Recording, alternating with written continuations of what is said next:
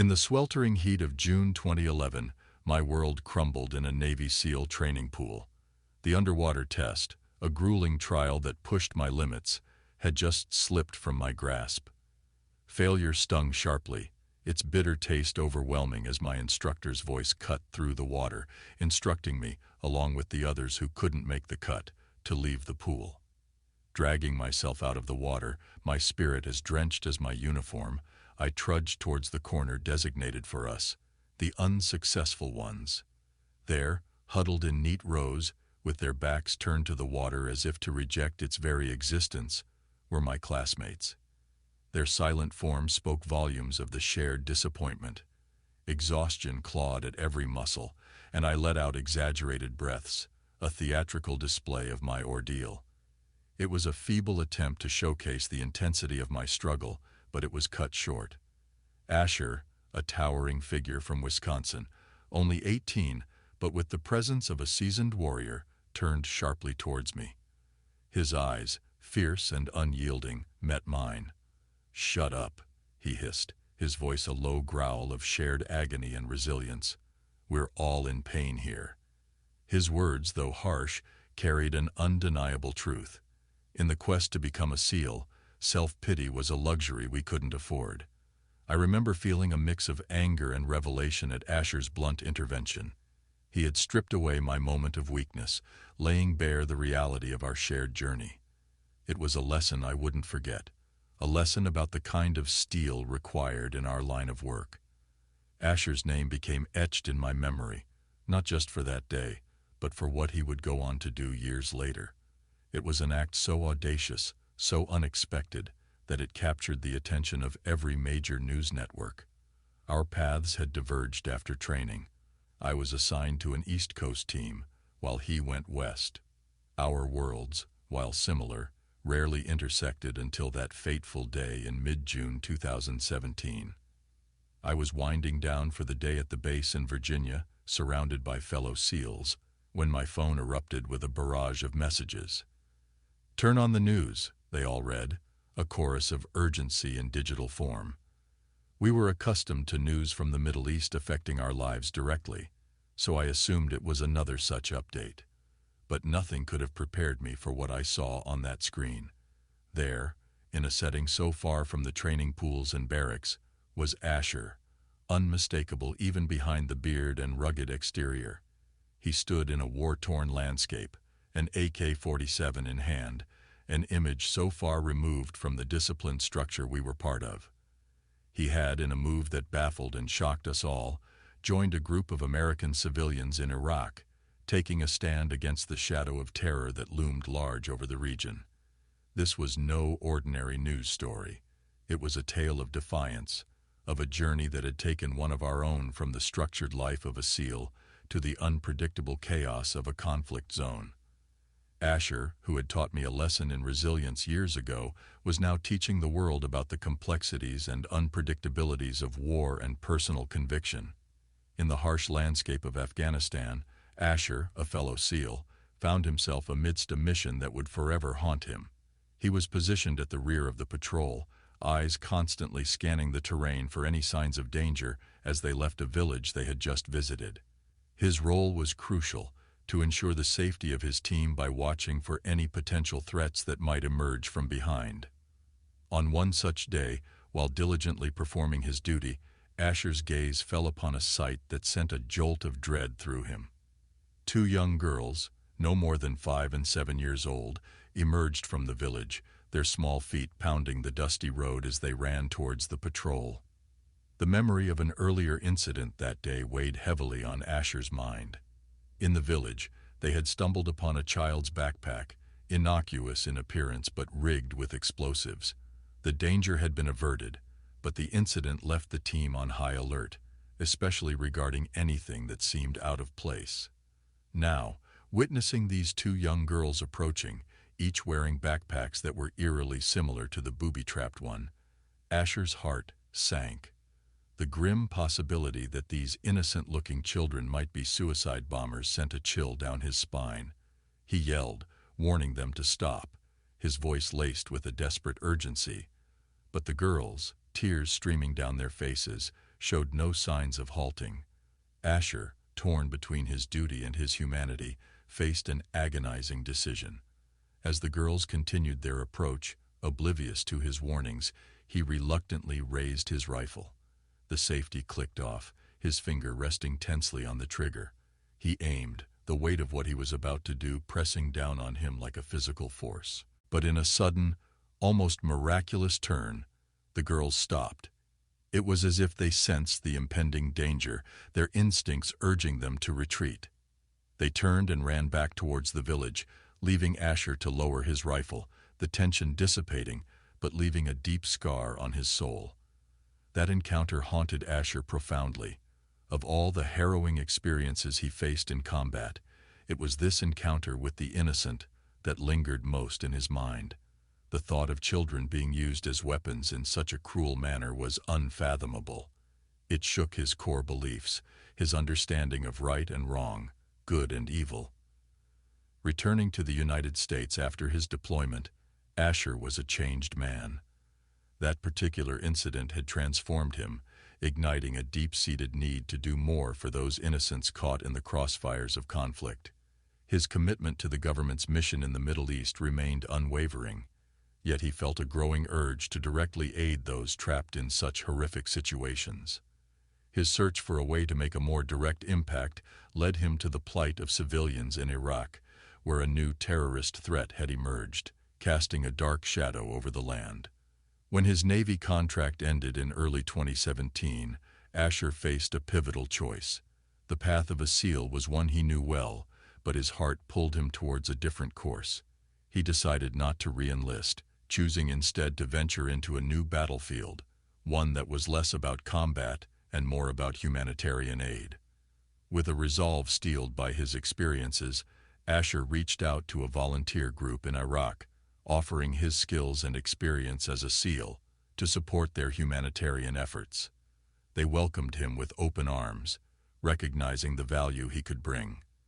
Without hesitation, Asher sold his house, packed a bag, and with nothing but his clothes, his passport, and a backpack, he embarked on a solo journey to northern Iraq, determined to make a difference in a land ravaged by conflict and terror. As Asher embarked on his journey as a civilian into the war-torn landscapes of Iraq, he was acutely aware of the stark contrast between his past and present missions.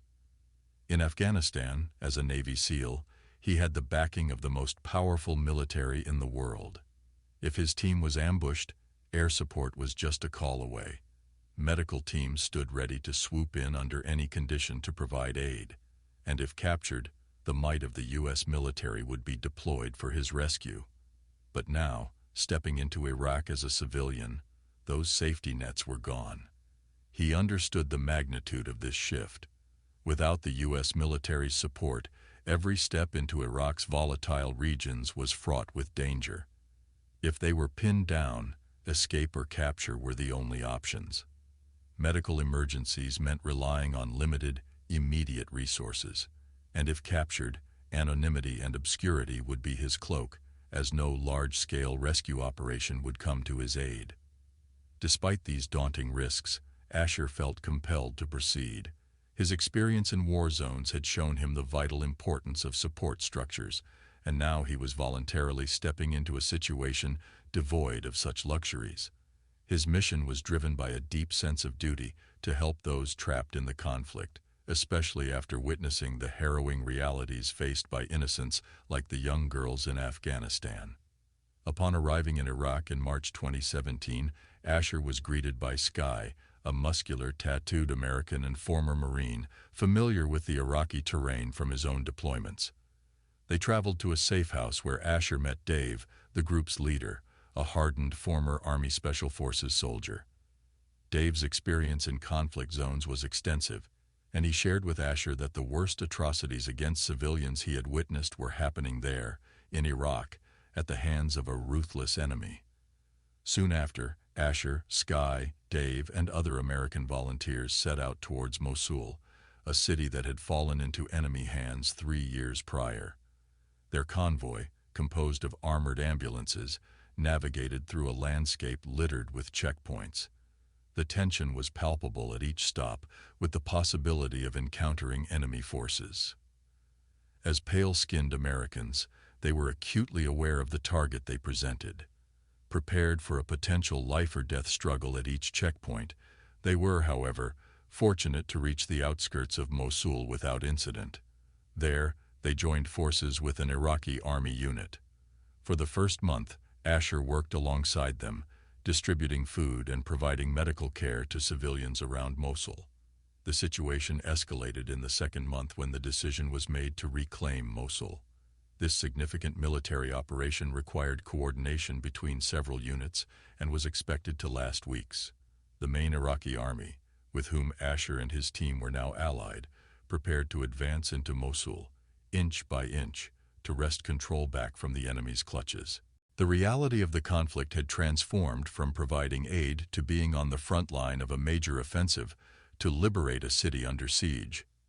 Asher and his volunteer group, initially engaged in humanitarian aid, found themselves abruptly transitioned to a frontline combat role alongside the Iraqi army. Their mission was to reclaim villages around Mosul that had fallen under enemy control. Asher, now in his first civilian combat role, faced a harrowing challenge as they approached a village occupied by the enemy. Navigating an active minefield, Asher experienced near brushes with death, narrowly escaping explosions twice before reaching the village. The transition from aid worker to combatant was stark and immediate.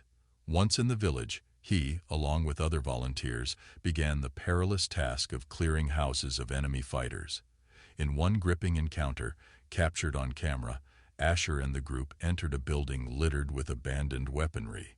Their search revealed a hidden plywood cover on the floor, under which lay a vast, dark tunnel system used by the enemy to evade and escape during intense gunfights. Without hesitation or the aid of night vision, Asher and Dave, the group's leader, plunged into the pitch-black underground maze.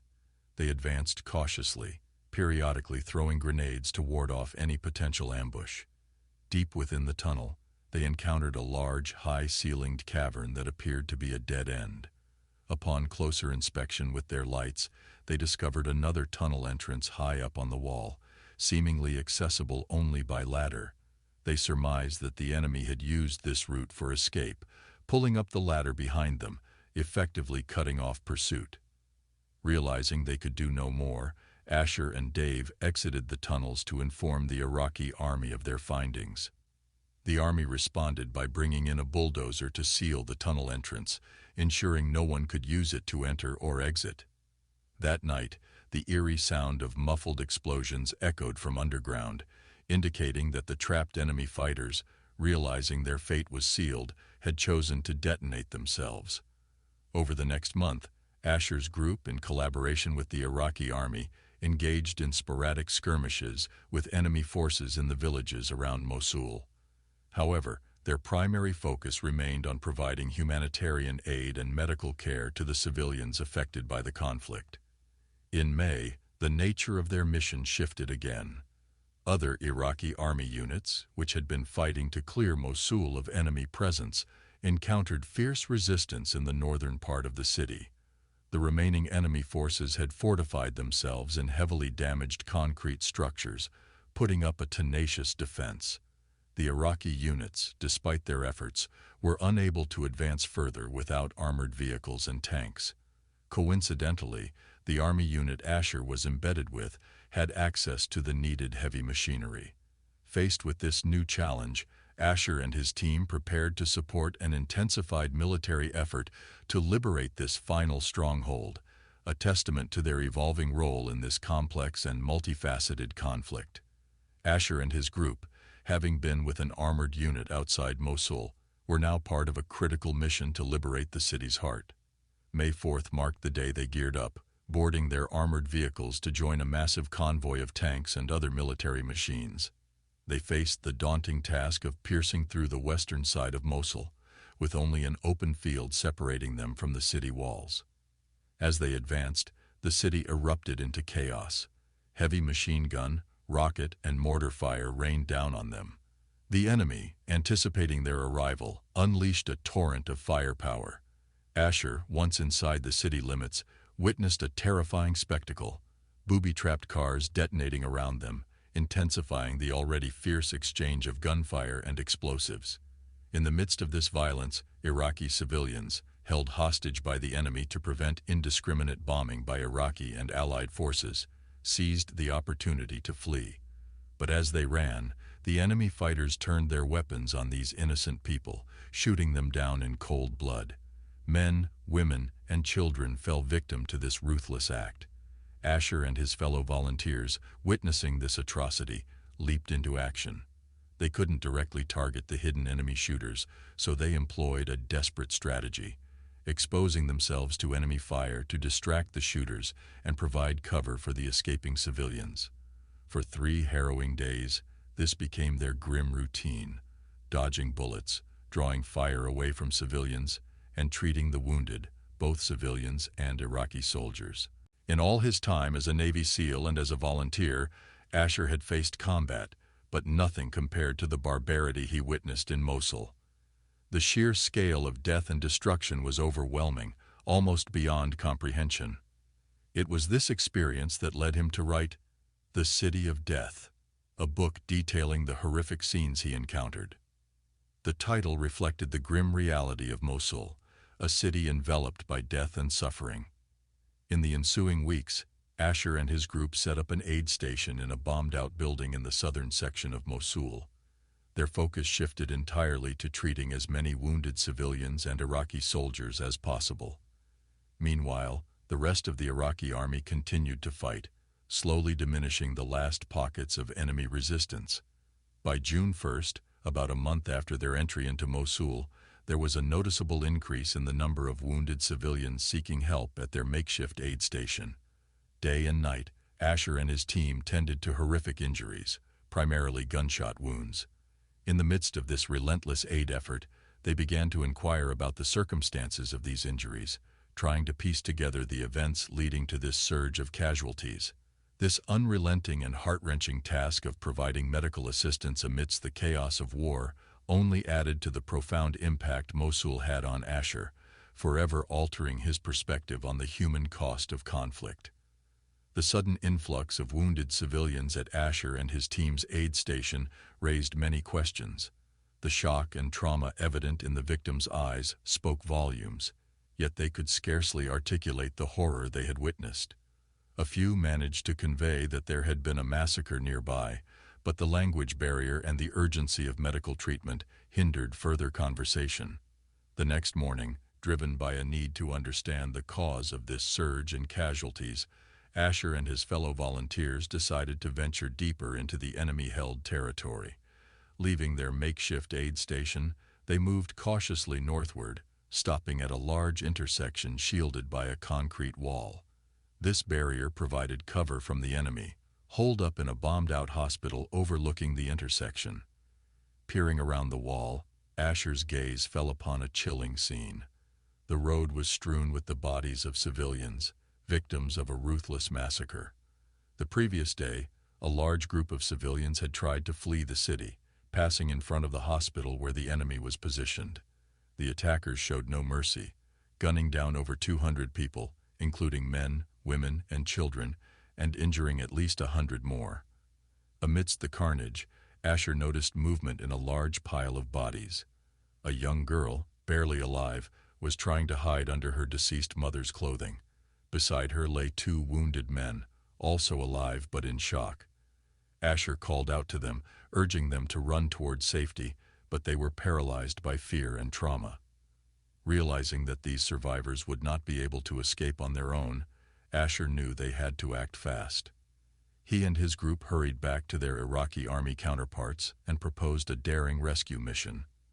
The plan was to have an Iraqi tank drive down the road towards the hospital, providing cover for a Humvee carrying Asher and the other volunteers. Once the tank passed the pile of bodies, the Humvee would stop next to it, allowing them to quickly retrieve the girl and the 2 men and then retreat to safety. To execute this plan without being detected by the enemy, Asher contacted the American military in the area to request a smoke screen. The plan was to use artillery shells with airburst smoke grenades to obscure the view from the hospital, preventing the enemy from seeing the tank, Humvee, or the rescue operation. With the plan set, Asher, Dave, and the other volunteers loaded into the Humvee, ready to embark on this perilous mission. As they positioned themselves to turn the corner and commence the operation, the gravity of what they were about to do weighed heavily on them. This rescue, fraught with danger, was a testament to their unwavering commitment to saving lives, regardless of the peril involved. During the tense moments of the rescue operation, the driver of the Humvee suddenly expressed his refusal to proceed, citing safety concerns. Asher and the team tried to persuade him, emphasizing the urgency and the coordination already in place with the American artillery units. Time was of the essence, and any delay could mean the loss of the 3 civilians in dire need of rescue. However, the driver remained adamant in his refusal. Realizing that they couldn't rely on the Humvee, Asher and the volunteers approached the tank driver, who confirmed his readiness to proceed with the mission.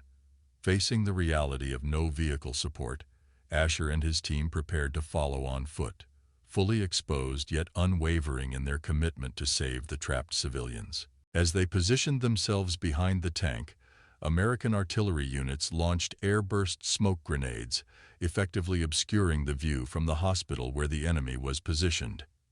Despite this cover, enemy fire intensified, with shots and mortars raining down from multiple directions, including the hospital and nearby buildings.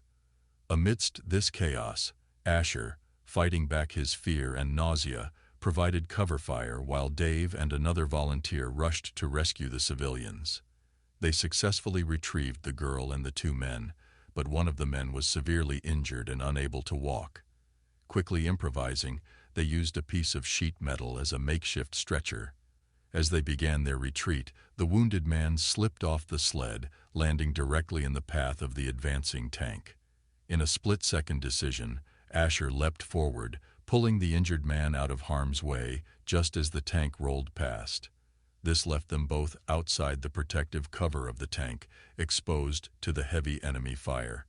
As the smoke screen started to dissipate, their situation became increasingly perilous, with bullets impacting all around them.